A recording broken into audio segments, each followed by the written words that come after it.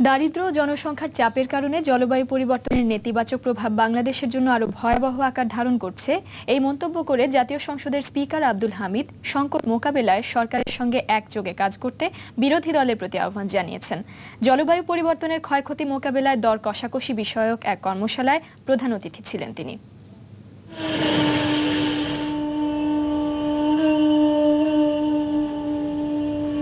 জলবায়ু পরিবর্তনের ঝুঁকির মধ্যে থাকা দেশগুলোর মধ্যে বাংলাদেশ যে সামনের সারিতে তা উল্লেখ করা হয়েছে আন্তর্জাতিক মানসম্পন্ন বেশ কটি গবেষণায়। অতীতের অভিজ্ঞতাও বলছে আইলা সিডরের মতো দুর্যোগ বারবার আঘাত হানতে পারে, কিন্তু দুর্যোগ মোকাবেলায় কতটা প্রস্তুত আমাদের নেতারা? আজকে সংসদ সদস্য হওয়ার কারণে দায়িত্বভার কাঁধে পড়ে যাওয়ার পরে এখন অনেক জিনিস খোঁজখবর নিতে হয়, জানতে হয়, বুঝতে হয়, কিন্তু আমরা আমাদের এই গতানুগতিক রাজনৈতিক জীবনে এই জাতীয় সমস্যাগুলো নিয়ে খুব বেশি ভাবি নাই।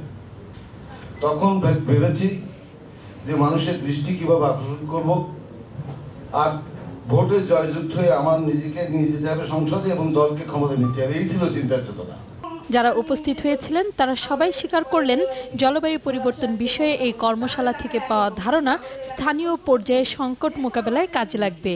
অনুষ্ঠানে ১৪৫ জন সংসদ সদস্যকে আমন্ত্রণ করা হলেও হাজির হন মাত্র ১১ জন।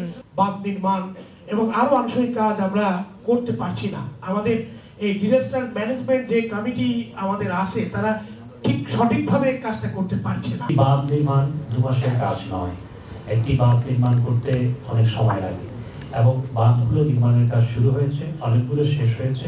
সংসদ সদস্যরা উপকূলীয় অঞ্চল ঘিরে আরো উঁচু করে নতুন বাঁধ নির্মাণ, গাছ লাগানো ও ঘন ঘন আশ্রয়কেন্দ্র নির্মাণের প্রস্তাব করেন।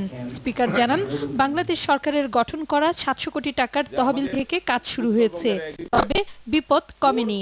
যেসব হাওর অঞ্চল আছে, যদি ১.৫-২ মিটার পানি উঠে যায়, যে হাওর এলাকাগুলি ৬ মাস পানি সাগরের মতো থাকে আর ৬ মাস শুকিয়ে যায়, ১-১.৫-২ মিটার পানি যদি বৃদ্ধি পেয়ে যায় তাহলে ওই হাওরের পানি নামবেও না, আর ওখানে কোনো ৬ মাস শুকানো অবস্থা বা চাষাবাস করার কিছু ব্যবস্থাও থাকবে না। অনুষ্ঠানে জানানো হয়, বাংলাদেশ সহ জলবায়ু পরিবর্তনের বিরূপ প্রভাবের শিকার স্বল্পোন্নত দেশগুলো উন্নত বিশ্বের কাছ থেকে এখন পর্যন্ত কোনো ক্ষতিপূরণ পায়নি। ফারজানা রূপা, দেশ টিভি, ঢাকা।